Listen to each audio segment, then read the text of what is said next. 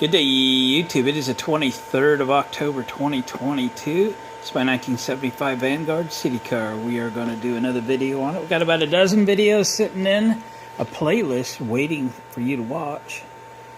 And we've just been knocking projects out left and right.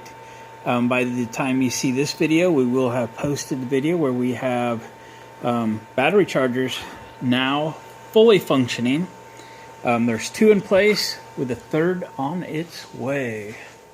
Got all the LED lights upgraded and so forth. And 2 videos ago we put in the J1772 charge inlet, or charge socket as it's called. So we are now charging level 1 charging, but capable of level 2 charging.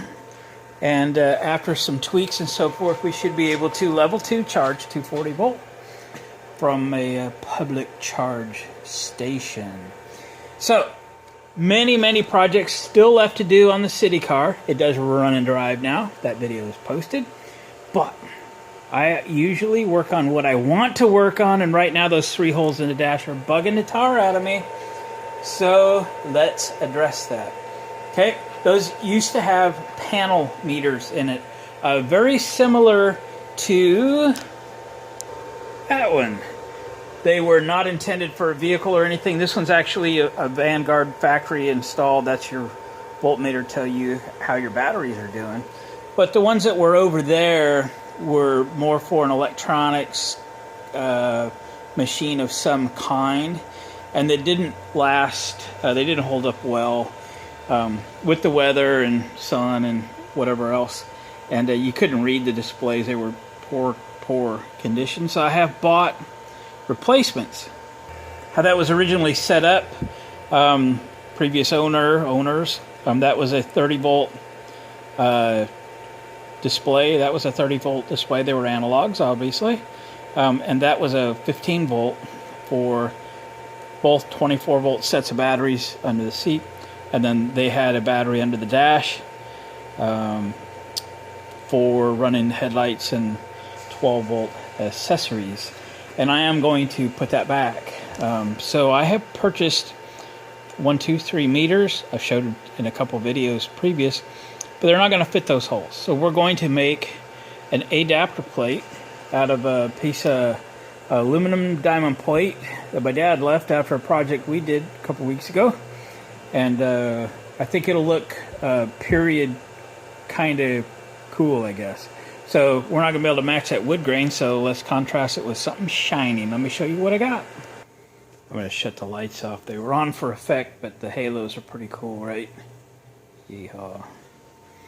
Those do go amber when you've got the turn signals on. I still have a little work to do on the turn signals.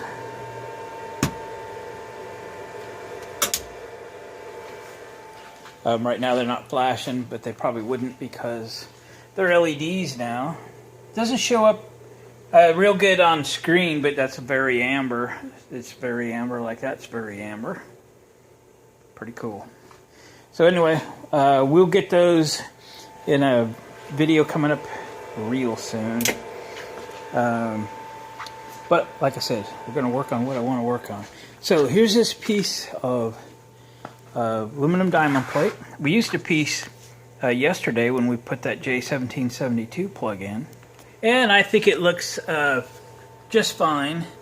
I had a bigger hole. There's been multiple different kinds of power inlets and outlets and stuff put in that spot, so we had to have something to kind of fill the hole and to provide some additional support, and that works just fine. So let's use it again.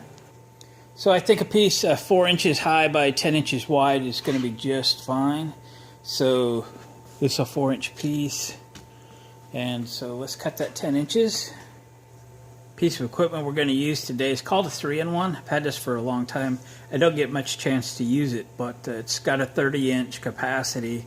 And it has a shear, a press brake, and a roll all in one unit. So if you have a small shop like mine, you could put it on something that rolls and get it out of your way. So let's put it to use. Very good. So Let's open up the shear. Slide in our piece right up to the fence. Slide it forward. It's not a super critical measurement by any means, but we're shooting for 10 inches. Ready? Go. Done. I love this thing. Okay. Now I'm going to put this up against the back or the front of the dash, and then from behind I'm going to pencil the existing holes, and then we'll try to get a layout for the gauges. All right, so I just penciled out on the back side what the existing gauges are. So this is the passenger side. Not that it's a big deal. We'll clear some what we need to make everything fit and look right. These were not, center lines were not followed, and I can't live with that. So here we go. We're going to get what we get as far as clearance is concerned. These have to fit, and they've got to be installed better than what was there. So the two 30-volt scales, these are all going to be the same physical size. So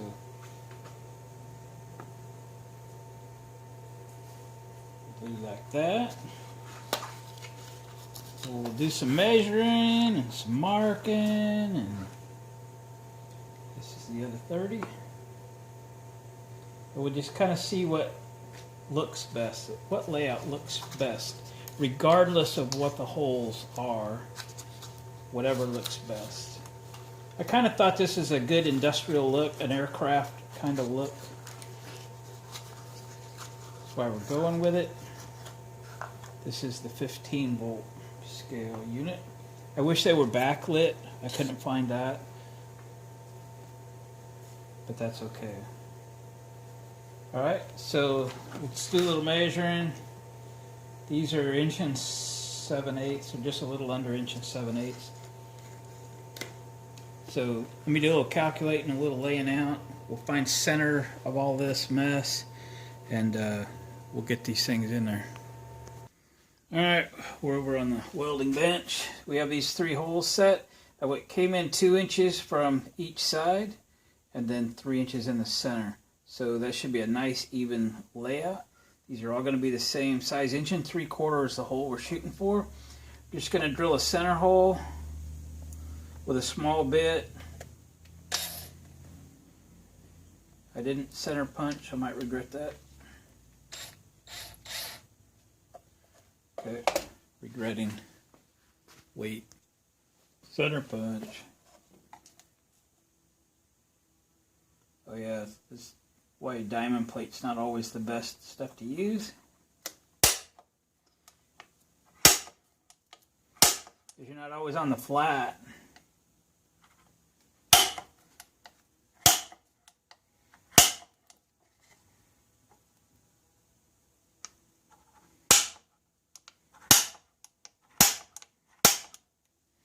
Now maybe it'll drill.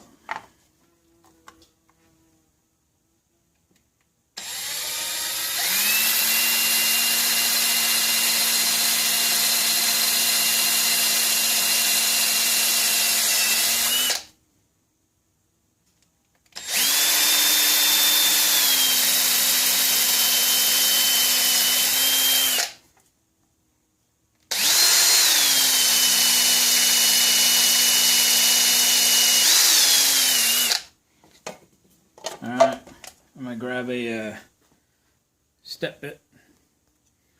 It was already in the drill.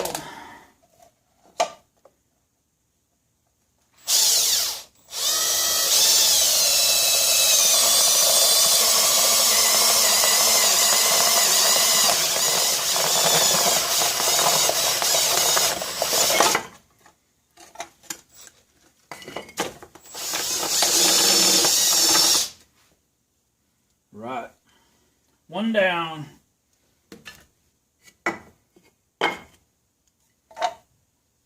I'll drill these others. We'll get ready to punch some holes.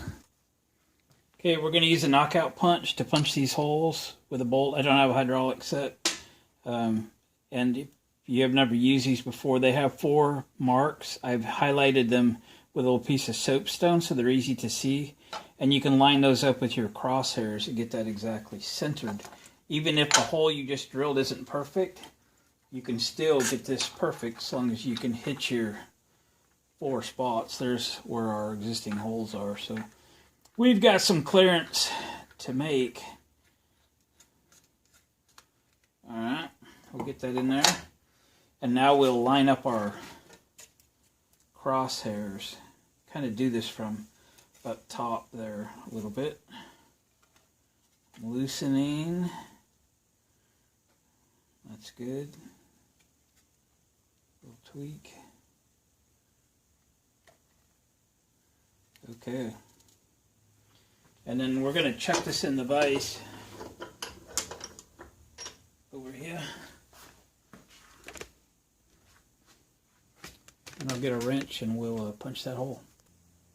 All right, here we go.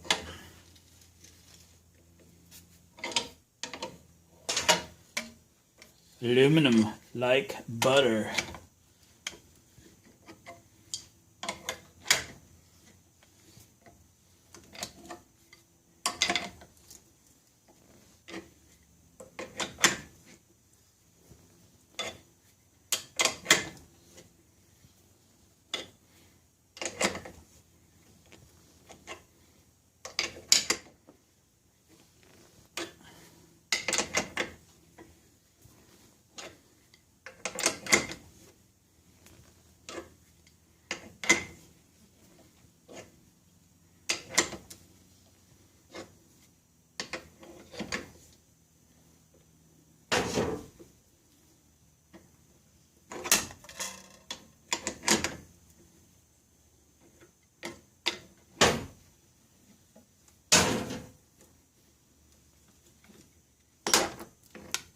There we are. One nice size hole. Let's grab a gauge and see if I'm going to have to adjust that at all. Will it fit perfectly? Yeah, darn it. Okay, I'm going to have to adjust that. The thing it is, there's not much room here. So on these sides, I mean, it is super tight. If I don't get that thing just so, then it's going to show.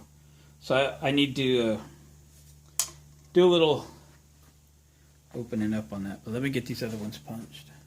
All right, there we go. 3 holes, or 3 rough openings, I guess, as we will say. And now I get to grind on them a little bit. All right, we got them machined out to get everything fit. Need to take it over on the sander and do the edges and round these over, so forth. Get it ready to punch mounting holes, and then to get these holes set as well. So I'll do that off camera. All right, we got it all sanded down, corners all rounded over and everything. Now we got to punch some holes for the screws. Got to make this fairly accurate.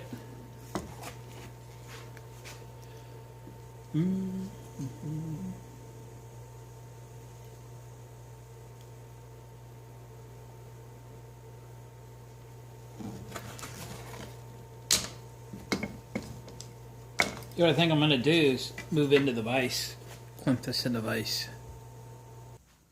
Maybe that'll make that a little easier and a little more accurate. Oh yeah.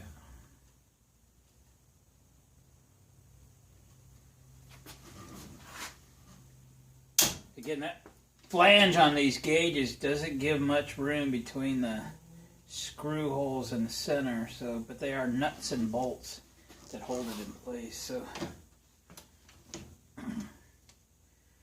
it'll work.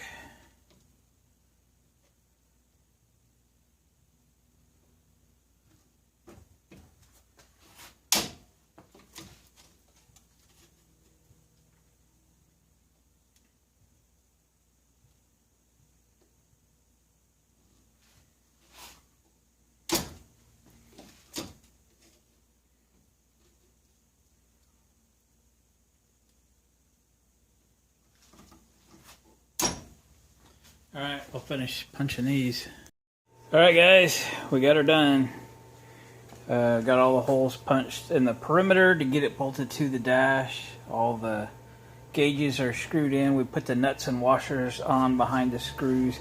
The gauges didn't come with mounting hardware as I thought they did, so I just used some 632 Phillips head regular old screws and got it all bolted together. I had a couple ideas. I'm going to look online this week and see if I can find, and I actually have a couple options, so I'll give this some thought about, maybe a little light show on the top and maybe a toggle switch to turn them on and off, like a 3-pole.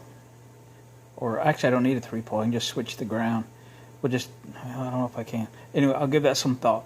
Anyway, I might just do a 3-pole, little switch. Doesn't have to carry any current, speak of. But anyway, sorry I'm blocking the light. Alright, there we go guys. One of the next videos I'll show you it all installed, but I may do some other things, and I might need that dash apart a little bit to work on a better fastener system to bolt it in and out, because it's probably going to come in and out a little bit, and those screws are bugging me, and the little clips that hold it to the dash, some of them are missing, so we'll go through and find a better way. Other than that, guys, thanks for watching, commenting, subscribing, thumbs up on the way out, please, and we'll catch you on the next video.